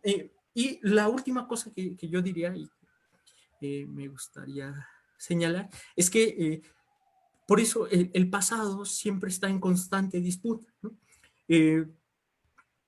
Ver de forma politizada, o sea, en reapropiarse de la tradición de los oprimidos, si nos permite que eso que ya sucedió no vuelva a suceder, ¿no? Impedir que el fascismo y los racismos fundamentalistas se vuelvan la norma y vuelvan a estar presentes, ¿no? Y creo que por último, es que eh, la, el conocer y el discutir estos temas, que además en México no habían sido tan discutidos hasta yo ponía de ejemplo hasta la, eh, el surgimiento y el desplegado, movilizado y armado de los zapatistas, que se pone a cuestionar ese modelo, ¿no? Racista, en donde México es profundamente racista, pero da pena aceptarlo, ¿no? Porque es malo, pero está más naturalizado de lo que pensamos, ¿no? Pero es necesario, además, es necesario empezar a reconocer que eventualmente nosotros somos fundamentalmente racistas en muchos sentidos y de muchas formas. Gerardo, insisto nuevamente, ha sido un gusto tenerte aquí, ha sido un gusto de nuevo empezar a enlazar y empezar a hacer conexión con otros territorios, con otros discursos que, insisto, y para los que nos están viendo, tienen muchísimas similitudes y que eventualmente tienen y siguen como los mismos patrones de lo que hacemos aquí o de lo que puede hacerse en Argentina o en Bolivia o en otros lugares latinoamericanos, y nos encanta que este espacio pueda ser un lugar de reflexión no solamente local en Cali, nacional en Colombia, sino además latinoamericano en diferentes territorios. Para los que nos están viendo aún, porque todavía tenemos, estamos alrededor de 40 personas que nos están viendo en este momento de la transmisión, los quiero invitar a nuestra última conferencia que será el próximo miércoles a las 4 de la tarde, que se llama Monumentos e Intervenciones hacia una lectura antirracista, que de hecho tiene todo el sentido y toda la lógica con todo lo que vimos hoy en día con Gerardo Rayo desde México. Para todos y todas y todes, muy buenas noches. Espero que estén muy bien y espero que hayan disfrutado de esta conferencia. Nos vemos dentro de 8 días en la última sesión de Cátedra Plural 2020. Que estén muy bien. Deberíamos poner música. Ya acabó la Sí, transmisión. esperamos unos 15-20 segundos a que la cerremos y listo.